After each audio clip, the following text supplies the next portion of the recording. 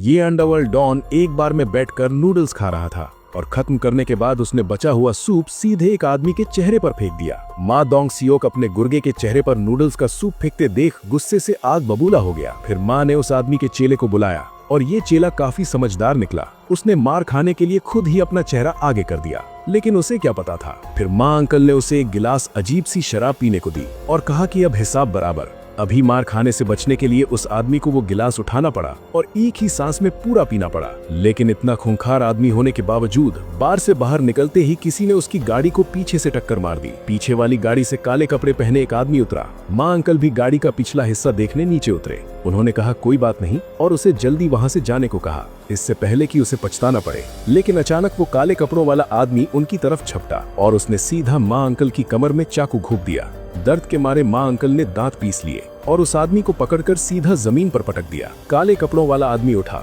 और माँ अंकल पर एक के बाद एक चाकू से वार करने लगा। अचानक हुए इस हमले से माँ अंकल जल्द ही कमजोर पड़ने लगे, लेकिन माँ अंकल भी कोई कच्ची गोलियां नहीं खेले थे। उन्होंने उस आदमी को पकड़ा और गाड़ी के बोनट पर रगड़ दिया, उसका चाकू छीना और उसकी हड्डी पर वार किया, लेकिन निशाना थोड़ा चूक गया और आखिरी वार सीधा उस काले कपड़ों वाले आदमी के सीने में जा लगा। काले कपड़ों वाला आदमी ये देखकर समझ गया कि वो माँ अंकल के सामने टिक नहीं पाएगा, इसलिए वो गाड़ी में बैठकर भाग निकला। एक इतना बड़ा माफिया डॉन चाकू खाकर इमरजेंसी रूम में पहुंच गया।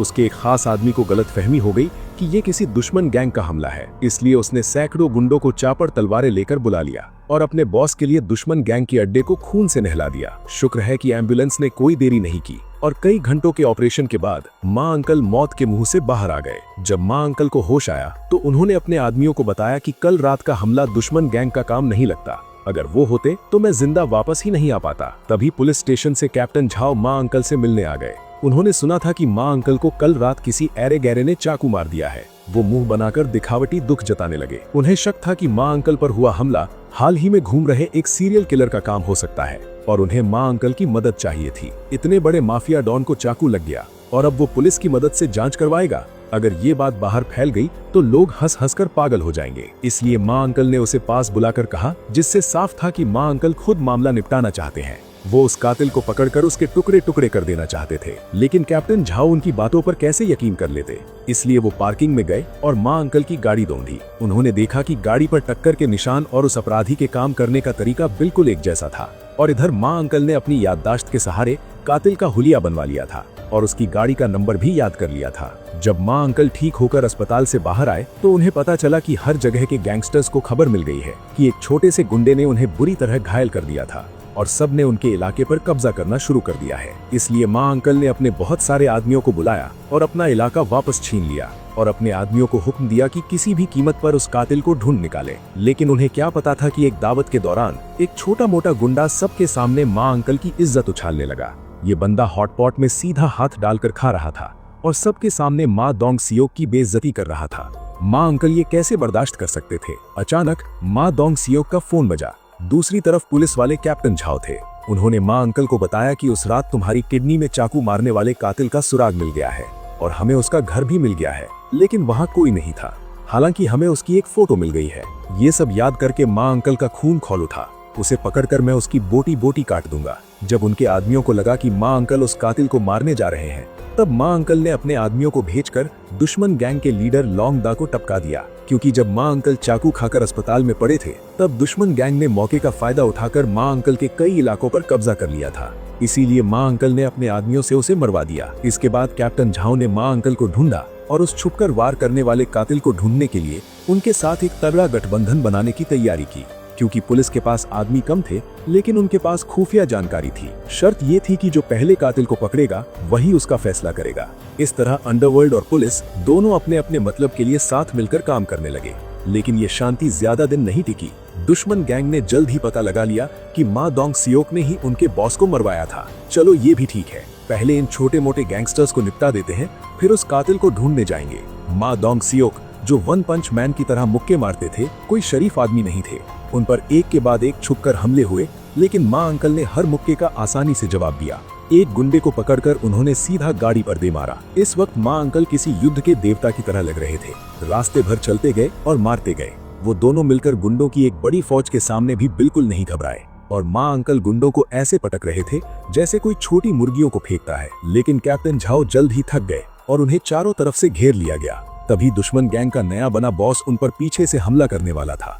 मा दोंग सियोक ने देखा कि कैप्टन पिट रहा है तो उसने उसे पकड़ा और एक ही मुक्के में जमीन पर सुला दिया। अचानक वो छुपकर वार करने आया, लेकिन उसे क्या पता था कि माँ अंकल उसकी गर्दन पकड़कर उसकी अच्छी खासी कसरत करा देंगे और उसके बाद उसे भी एक जोरदार मुक्का जड़ दिया। इससे पहले कि माँ अंकल सांस ले पाते, दो और गुंडे उन पर झपटे। माँ अंकल ने तुरंत एक को मुक्का मारकर जमीन पर गिरा दिया और दूसरे की गर्दन पकड़कर हल्का सा जोर लगाया। जल्द ही सारे गुंडों को माँ अंकल और कैप्टन ने मिलकर निपटा दिया, लेकिन कैप्टन झाओ के हाथों गलती से वो नया बॉस मारा गया।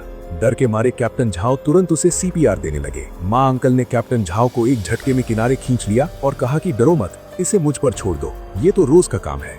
फिर माँ अंकल ने एक बुलडोजर मंगवाया और उन सभी को मिट्टी में दफना दिया।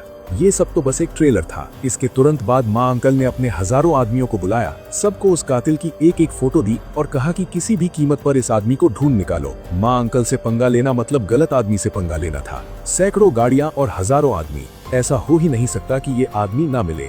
गली, मोहल्ले, बार, क्लब, सब्जी मंडी, किसी भी जगह को छोड़ा नहीं गया। दिन रात बिना रुके तलाशी ली गई। जल्द ही उन्होंने पूरे शहर को छान मारा, लेकिन आखिर में भी वो कहीं नहीं मिला। जब माँ अंकल सड़क किनारे खाली हाथ खड़े थे तो उन्हें एक छोटी बच्ची मिली जिसके पास छाता नहीं था। हालांकि वो एक माफिया डॉन थे, लेकिन वो बहुत ही नेकी और नरमी वाला काम कर रहे थे। माँ दोंग सियोक सड़क किनारे सिगरेट पी रहे थे। उन्होंने देखा कि वो बच्ची उनसे टकरा गई। उन्होंने तुरंत अपनी सिगरेट फेंक दी। बच्ची को बारिश में भीगता देख माँ अंकल ने जबरदस्ती उसे अपना छाता दे दिया। उसी वक्त पुलिस वाले कैप्टन झाओ आ गए। उन्होंने बच्ची को समझाया कि अजनबियों से चीजें नहीं लेनी चाहिए, ये बड़ा सा आदमी एक गुंडा है। लेकिन बच्ची ने कहा। घर लौटने के बाद माँ अंकल टीवी पर देख रहे थे कि एक और लड़की का कत्ल हो गया है और क्राइम सीन पर जो छाता मिला वो उन्हीं का था। माँ अंकल गुस्से से पागल हो गए और पलक झपकते ही पूरे शहर के गुंडे कातिल को पकड़ने के लिए निकल पड़े। कोई भी कोना नहीं छोड़ा जाएगा। गुंडों की बड़ी फौज गलियों और मोहल्लों से गुजरी, घर घर जाकर तलाशी ली। अगर माँ अंकल ने उसे पकड़ लिया तो वो उसे पक्का जिंदा काट डालेंगे। तभी उन्होंने कातिल को देखा जो एक पतली गली में भाग रहा था। उन्होंने उसे पकड़ने के लिए 3 तरफ से घेराबंदी की, लेकिन उन्हें क्या पता था कि माँ अंकल के जाते ही उनके खास आदमी वू चेंग को कातिल ने कई बार चाकू मार दिया। चीख सुनकर माँ अंकल तुरंत वहां पहुंचे। ये उनका सबसे भरोसेमंद आदमी था। इस मुश्किल घड़ी में भी वू चेंग ने अपनी आखिरी सांसों से माँ अंकल को बताया कि कातिल किस तरफ भागा है। माँ अंकल के इस बॉस की कुर्सी तक पहुंचने में उसका बहुत बड़ा हाथ था। माँ अंकल जमीन पर पड़े खून के निशानों का पीछा करते हुए एक केटीवी तक पहुंचे। आखिर में माँ अंकल ने एक कमरे में 2 लड़कियों को रोते हुए देखा। वो अंदर गए और टॉयलेट की तरफ इशारा किया। लड़कियों ने जल्दी से हाँ में सिर हिलाया। माँ अंकल ने उन्हें पीछे हटने का इशारा किया ताकि थोड़ी देर में उनके ऊपर खून की छींटें न आए। और अंदर बैठा कातिल एक छोटा सा चाकू लेकर दरवाजा रोके खड़ा था, लेकिन वो हिला तक नहीं। माँ अंकल ने सीधे दरवाजे के साथ साथ उसे भी तोड़ डाला। एक एक मुक्के से उसका गुरूर चूर चूर कर दिया, लेकिन फिर भी उनका गुस्सा शांत नहीं हुआ। उन्होंने दरवाजा पकड़कर बाहर फेंक दिया और कातिल को हाथों से पकड़कर बुरी तरह पीटा। इस तरह पूरे 1 घंटे तक उसे कूटने के बाद वो कातिल को घसीटते हुए बाहर ले आए। वापस ले जाने के बाद पक्का उसकी और भी बुरी तरह ठुकाई होगी। ये कातिल सच में एक पागल साइकोपैथ था। फिर माँ अंकल ने उसे ऐसा जोरदार वार मारा कि कुर्सी तक टूट गई। उसे उठाकर फिर से 1 घंटे तक बुरी तरह पीटा। फिर भी कलेजे को ठंडक नहीं मिली, इसलिए माँ अंकल ने एक बड़ी सी तलवार उठाई। पहले हवा में घुमाकर उसका वजन परखा, फिर कातिल को पकड़कर गर्दन काटने ही वाले थे, ये देखने के लिए कि क्या ये लोहे की तलवार उसे काट पाएगी या नहीं। तभी पता चला कि वहाँ कैप्टन झाओ आ गए थे। वो कातिल को ले जाना चाहते थे ताकि कानून उसे सजा दे सके। जब माँ अंकल की आंखें खुली तो उन्होंने देखा कि उनके खिलाफ वांटेड का नोटिस जारी हो चुका है और उनके सारे आदमी भी पकड़े जा चुके हैं। और दूसरी तरफ उस सीरियल किलर ने अपना जुर्म मानने से साफ इनकार कर दिया, क्योंकि उसने अपनी उंगलियों के निशान खुद ही जलाकर मिटा दिए थे। इस बात पर कैप्टन झाओ इतने गुस्से में आ गए कि उन्होंने मार मारकर उसे अधमरा कर दिया। कोर्ट में पेशी वाले दिन पक्के सबूत न होने की वजह से कातिल को बेकसूर छोड़कर रिहा किया जाने वाला था। पीड़ितों के घर वाले फूट फूट कर रोने लगे, क्योंकि आखिर में उस दरिंदे को कानून से कोई सजा नहीं मिल रही थी। ठीक उसी वक्त कोर्ट का बड़ा दरवाजा धीरे से खुला और माँ अंकल सीना चौड़ा किए अंदर आए। उन्होंने अपनी शर्ट उतार दी और अपने शरीर पर लगे चाकू के घाव और हाथों के निशान दिखाए। और उस कातिल के शरीर पर भी माँ अंकल के जवाबी हमले के चाकू के निशान थे। अब सारे सबूत पक्के थे और कातिल को मौत की सजा सुना दी गई। लेकिन रुको, क्या माँ अंकल उसे इतनी आसानी से मरने देंगे? बिल्कुल नहीं। उस दिन जैसे ही माँ अंकल जेल के अंदर गए, बहुत सारे गुंडों ने झुककर उन्हें सलाम किया और उस वक्त वो कातिल वहीं खड़ा सुन्न पड़ गया। रात के समय कातिल नहा रहा था और माँ अंकल सीधा अपने हाथ में एक रस्सी लपेटे अंदर घुस गए और दरवाजा लॉक कर दिया। उस वक्त कातिल के पसीने छूट गए माँ अंकल ने एक खौफनाक शैतानी मुस्कान दी और इसके बाद क्या हुआ होगा ये तो आप समझ ही सकते हैं।